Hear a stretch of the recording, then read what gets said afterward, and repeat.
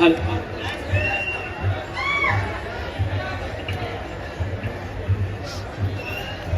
Okay okay. जय जोहार का नारा है, जय जोहार का नारा है। दो हाथ ऊंचा करके जय जोहार का नारा है, जय जोहार का नारा है, जय जोहार का नारा है। यह नारा 2015 में मैंने गढ़ा था और इस नारे ने दक्षिणी राजस्थान और हमारे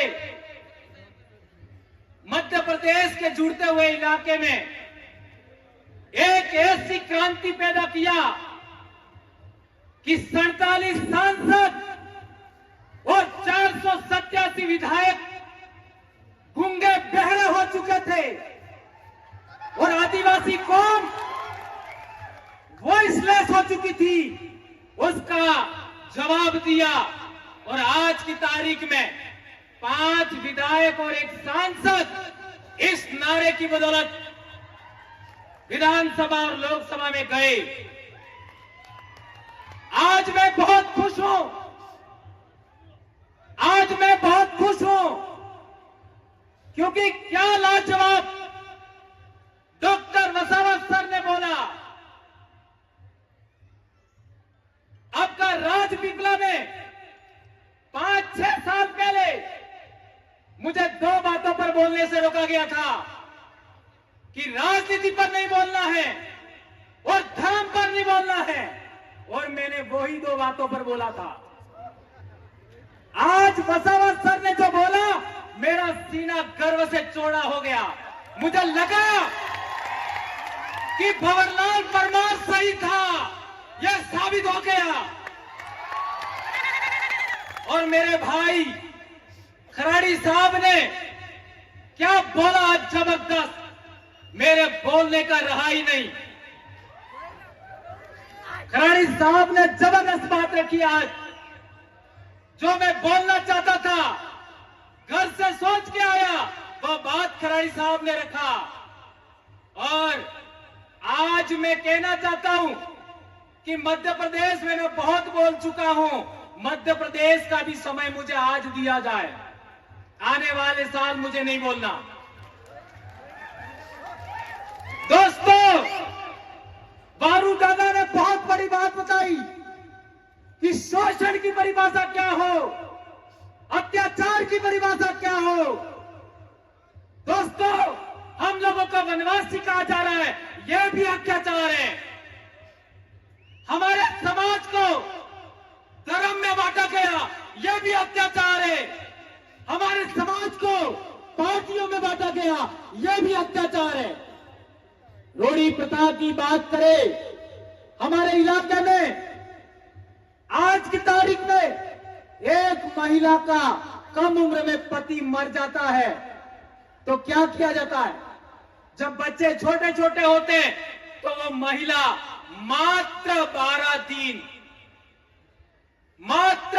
दिन वो महिला एज ए विधवा होती है। ये रूढ़ी प्रथा है बहुत बड़ी। 12 दिन के बाद उसको पसेड़ी उड़ाई जाती है और वह पुनः सुहागन हो जाती है। ये कितना बड़ा समाज व्यवस्था है। एक महिला के मान सम्मान इज्जत के लिए यह कितनी बड़ी रूढ़ी प्रथा है, उसको भी हमें आगे बढ़ाना होगा दोस्तों। और एक बड़ी बात बताई थी गौरदादा ने कि हम हिंदू भी नहीं है, मुस्लिम नहीं है, ईसाई नहीं है। हमारे लोग कहते हैं कि हम हिंदू नहीं है, लेकिन हिंदू क्यों नहीं है कभी नहीं बताते, कभी नहीं बताते। और इसे बताने की बात आए तो वो मात्र ये कहते हैं कि हिंदू विवाह अधिनियम हमारे ऊपर लागू नहीं होता। आज रतलाम में देखिए, जब अलीराजपुर दाहोद में देखिए, हमारे समाज का जब विवाह होता है तो एक कपड़े का अड़ूड़ा माड़वे में रखते हैं, उसके ऊपर एक लोटे में महुआ रखते हैं। मान्यवर चौधरी साहब कह रहे थे, महुआ अर्घ का एक लोटे में रखते हैं और उसके ऊपर दूसरा लोटा पानी भर के रखते हैं। क्या यह बात सही है? और उसके चारों तरफ फेरा लेने से पहले आरती की थाली से तिलक लगाया जाता है धरती माता को। यह कितनी बड़ी रूढ़ी प्रथा है। अग्नि पूजा नहीं होता और इसके बाद इस कड़े के चारों तरफ फेरा लगवाया जाता है। यह प्रथा किस विवाह पद्धति में बताइए? क्या यह प्रथा ब्राह्मण प्रथा में है क्या? नहीं है। क्या ईसाई प्रथा में है क्या? नहीं है। क्या इस्लाम प्रथा में है क्या? नहीं है। तो हम लोग हिंदू भी नहीं है, हम लोग ईसाई भी नहीं है, हम लोग मुस्लिम भी नहीं है। ये बात प्रमाणित होता है। और हिंदू तो कोई धर्म भी नहीं है। ब्राह्मण धर्म को हिंदू धर्म कहते हैं। ये बात समझना है तो हम लोगों को जबलपुर हाई कोर्ट का जजमेंट पढ़ना होगा। एक धर्म क्या होता है उसके लिए 4 बड़ी बातें हैं। एक, जो वर्ण व्यवस्था है वो धर्म है, और दूसरा प्रायश्चित होता है वो धर्म है, और तीसरा बात है कि हमारा जो क्या कहते हैं आपका पूजा पद्धति का आधार है वो धर्म है। तो हमारे समाज की व्यवस्था के अंदर वर्ण व्यवस्था नहीं होता। ये सुप्रीम कोर्ट ने बोला है, आपका जबलपुर हाई कोर्ट ने बोला। जो लोग आपका वेद से संचालित नहीं होते, जो रामायण महाभारत से संचालित नहीं होते, जो पुराण से संचालित नहीं होते, जो वर्ण व्यवस्था से संचालित नहीं होते, वे लोग अपनी रूढ़ी प्रथा से, अपने कस्टम से संचालित होते हैं। वो आदिवासी है, वो किसी भी धर्म में नहीं आते। ये जजमेंट में कहा गया है। आज तक हम लोगों को किसी ने नहीं बताया। और एक बड़ी बात, नंदा ताई, आज उनका सम्मान हुआ। नंदा ताई के जजमेंट में कहा गया है अबोरिजिन्स और शेड्यूल ट्राइब, यानी शेड्यूल ट्राइब का मतलब हुआ अबोरिजिन, अबोरिजिन और शेड्यूल ट्राइब, और ब्रैकेट में आदिवासी लिखा है। तो जो लोग हमको वनवासी कहते हैं वो लोग कंटेम्प्ट ऑफ कोर्ट कर रहे हैं। हमें केस किया जाना चाहिए। कौन माइकल लाल इसके लिए तैयार है? हाथ उठा करो। ये कंटेम्प्ट ऑफ कोर्ट का आपका केस किया जाना चाहिए, तो मैं मानूंगा कि नंदाबाई के साथ आपका न्याय हुआ। एक और बड़ी बात, हमारे बहुत सारे बड़े वक्ताओं ने बात रखा। एक बात आई थी भील प्रदेश, तो कई लोग मेरा विरोध करते थे। 2015 में मैंने एक आपका व्हाट्सएप पर ग्रुप बना दिया भील प्रदेश, और वो भी रेवा काठा डायरेक्टरी। मैं पैदाइशी मानगढ़ आंदोलन की देन हूं। ये खराड़ी साहब पैदाइशी मानगढ़ आंदोलन की देन है। और ये आपका जितना भी दक्षिणी राजस्थान और उत्तरी गुजरात का आदिवासी है, उत्तरी मध्य प्रदेश का आदिवासी है, मानगढ़ आंदोलन की पैदाइश है। और इस मानगढ़ आंदोलन का सबसे बड़ा उद्देश्य था भील राज कायम करना। और ये बात गोविंद गुरु के इतिहास में लिखी हुई थी, उसी को आधार मान करके मैंने भील प्रदेश व्हाट्सएप ग्रुप बनाया। बहुत लड़ाई हुआ, लेकिन लड़ते लड़ते हम लोगों ने आज पूरे इलाके के अंदर ये बात फैलाने में कामयाब हुए। आज मेरे छोटे भाई चेतन वसावा ने बोला, आपने कितना इस्तेकबाल किया। मेरे छोटे भाई जय कृष्ण पटेल ने बोला, कितना बड़ा आपने इस्तेकबाल किया। और हमारे डामोर सर ने भी बात किया, आप लोगों ने उनको सर आंखों पे रखा। ये बात हम लोगों को आगे बढ़ाना है। लेकिन मेरा भील प्रदेश क्या है? मेरा भील प्रदेश एक राज्य से भी बड़ा है। मेरा भील प्रदेश का मतलब है जहां जहां भील राजा हुआ करते थे वो सारी जमीन भील आदिवासियों की है। ये आदिवासियों के जल जंगल जमीन की लड़ाई है। ये है भील प्रदेश मेरे लिए। भील प्रदेश का मतलब जहां जहां हमारा बाप दादा राजा महाराजा थे वो सारी जमीन हमारी है, चाहे वो आज की तारीख में कोई भी बैठा है। और एक बड़ी बात, हमारे लोग जो संसद में और विधानसभा में गए हैं, वे लोग जब हमारे समाज की एट्रोसिटी होती है, हमारे समाज का मर्डर हो जाता है, हमारे समाज के गांव उजाड़ दिए जाते हैं, हमारे समाज का पेशाब कर दिया जाता है मुंह पर, तब भी मुंह नहीं खोलते। उसका कारण क्या? ये बात मात्र बच गई थी वसावा सर की स्पीच में, तो हमें जनप्रतिनिधि सिलेक्शन प्रणाली लागू करना होगा। जनप्रतिनिधि सिलेक्शन प्रणाली का मतलब क्या है? एक विधानसभा के अंदर करीब 500 लोग वोट करेंगे, जो जीतेगा वो चुनाव लड़ेगा, बात खत्म। एक लोकसभा में 700 लोग सभी गांवों के वोट करेंगे और जो जीता वो चुनाव लड़ेगा, बात खत्म। यह है जनप्रतिनिधि सिलेक्शन प्रणाली। इसी के आधार पर हमारे लोग आगे बढ़ रहे हैं। और एक बड़ी बात कि ये लोग नहीं बोलते हैं, तो क्यों नहीं बोलते हैं? तो उनका सिलेक्शन उन लोगों ने किया है। इसलिए मैं कहना चाहता हूं, आदिवासी क्षेत्र से कांग्रेस भाजपा बाइकॉट। आदिवासियों की महाराष्ट्र में दूसरी पार्टी बनानी है, बनाओ। मध्य प्रदेश में बनानी है, बनाओ। गुजरात में बनानी है, बनाओ। जितनी बनानी है बनाओ, लेकिन आपका कोऑर्डिनेशन करना, अलायंस करना, लेकिन कांग्रेस भाजपा बाइकॉट, खत्म, टाटा बाय बाय।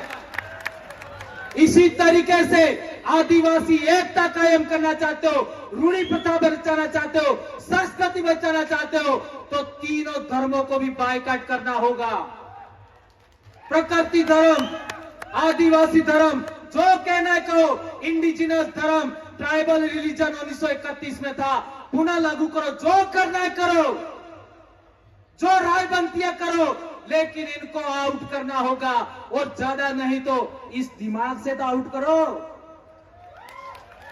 है मान्यवर चौधरी सर कह रहे थे, मेरी बेटी एमबीबीएस कर रही है, मेरा बेटा एमबीबीएस कर रहा है, एक 9th क्लास में बेटा पढ़ रहा है, तीनों के सर्टिफिकेट के अंदर, स्कूल के अंदर आदिवासी लिखवाया मैंने। और मैंने नंदाबाई का रेफरेंस दिखा, वो कोर्ट में का जजमेंट लेके गया, ये आदिवासी लिखा है। और यदि आप नहीं लिखते हो, इस पर साइन करो, मैं आपके ऊपर कोर्ट ऑफ कंटेम्प्ट का केस ठोकूंगा। तो तहसीलदार भी डर गया और ये बात हो गया। एक अंतिम बात, हाँ, हमारे समाज के अंदर किसी का विवाह हो जाता है और किसी कारणवश आदमी महिला को दान क्षेत्र न्यायालय नियम में दान એટલે અનાજ, क्षेत्रों એટલે मर्यादा, सम्मान, महिला के साथ सम्मान नहीं करे और पोटली पे करके रोज बदमाशी करे, मारे पीटे, तो हमारे महिला को छेड़ा छूट लेने का हक था। एम आई राइट? और छेड़ा छूट का मतलब तारे मारे मामलों खत्म। तने बीसी मળી શકે तो मन महे काढજો कोई। यह बहुत बड़ी बात है दोस्तों। यह हमारी विवाह पद्धति, हमारी पूजा पद्धति, हमारी रूढ़ी प्रथा, कस्टमरी लॉ के लिए बहुत बड़ी बात है। एक और बात, जो टाइगर प्रोजेक्ट के नाम पर हमारी जमीन छीनी गई, अभी पालघर को लेकर के जो हुआ, पिछली बार कालूराम दादा ने बोला था और अभी एक भाई ने भी, हमारे साथी ने बोला, पालघर में क्या क्या हुआ, स्टैच्यू ऑफ यूनिटी पर क्या क्या हुआ, आपका केवड़िया में आपका क्या क्या हुआ, हसदेव में क्या क्या हुआ, मणिपुर में क्या हुआ। हमारे लोगों को गुमान था हमारी राज्यपाल आदिवासी है, हमारे लोगों को गुमान था हमारी राष्ट्रपति आदिवासी है। क्या किया? सिफर। इसलिए मेरा विश्वास उठ गया है और मैं लंबे समय से कह रहा हूं, सरकार तेरी नौकरी लेना है तो ले ले, मैं कभी चुनाव नहीं लड़ूंगा, लेकिन तुम्हारा बंदोबस्त करके छोड़ूंगा, नहीं छोड़ूंगा। और आदरणीय वसावा सर को भी कहना चाहता हूं, मैं जिंदगी में कभी चुनाव नहीं लड़ूंगा, लेकिन नेता पैदा करके छोड़ूंगा। मैं मेरे बाप की औलाद हूं, मैं मेरी मां की औलाद हूं और बाप की अकेली औलाद हूं मैं। और 2011 से इस बीमारी से पीड़ित हूं, फिर भी नहीं डरा मैं। कितना क्या क्या हुआ मेरे साथ, खराड़ी साहब को पूछ सकते हैं आप लोग। एपीओ किया, निलंबित किया, क्या कर लोगे? लाखों भंवरलाल परमार पैदा हो गए। धन्यवाद दोस्तों, आप लोगों ने मुझे इतना बेरहमी से सुना और संचालक भाइयों ने, मेरी बहनों ने, मेरे भाइयों ने और इतना मुझे समय दिया। आपका दिल से जोहार करता हूं। और आज की मेरी स्पीच मेरे आइडल वारू सोनवणे और कालूराम धोदड़े को समर्पित है। जय जोहार, जय आदिवासी, जय बिल प्रदेश, जय भारत। आबू आदि सुमरे, आबू आराज, आपकी जय। धन्यवाद दादा, बहुत बहुत धन्यवाद। साथ में अभी 32वें आदिवासी सांस्कृतिक